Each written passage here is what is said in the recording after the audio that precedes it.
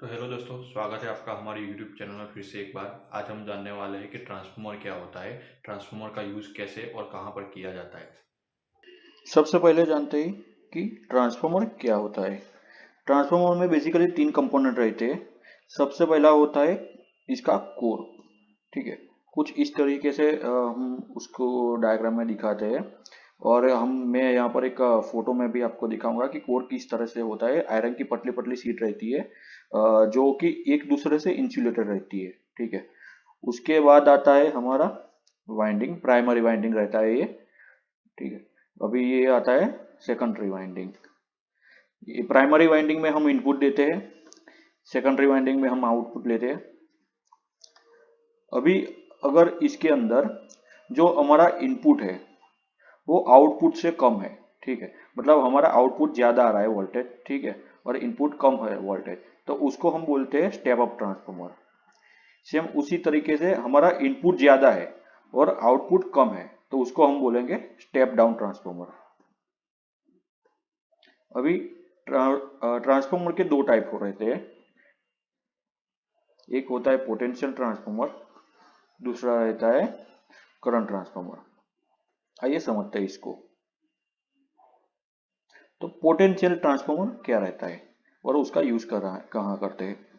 तो सेम वही है, कोर रहता है, वाइंडिंग रहती है, पर इसके अंदर थोड़ा अलग तरीके से कनेक्शन और वो सब होता है। तो चलिए देखते हैं कि जो हमारी जो प्राइमरी वाइंडिंग ये रहती है, इसके अंदर हम लाइन वोल्टेज देते हैं।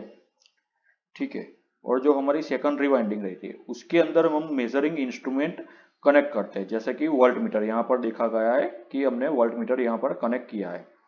ठीक है, तो जो पीटी रहती है मतलब पोटेंशियल ट्रांसफार्मर रहता है, उसके अंदर हम वोल्टेज मेजर करते हैं और ये क्यों करते हैं। तो सबसे पहले इसको क्यों करते हैं वो जानेंगे कि अगर हमारे यहाँ पर रहता है 11,000 वोल्ट, ठीक है, तो हम डायरेक्ट 11,000 वोल्ट जो होता है वो वोल्ट मीटर में मेजर नहीं कर सकते। इसके लिए हम क्या करते हैं कि एक पीटी लगाते हैं, पोटेंशियल ट्रांसफार्मर, जो हमारे 11,000 वोल्ट को कन्वर्ट करता है 110 वोल्ट में, या मतलब जो भी मतलब रेशियो रहता है उसके हिसाब से वो कन्वर्ट करता है कम वोल्टेज में।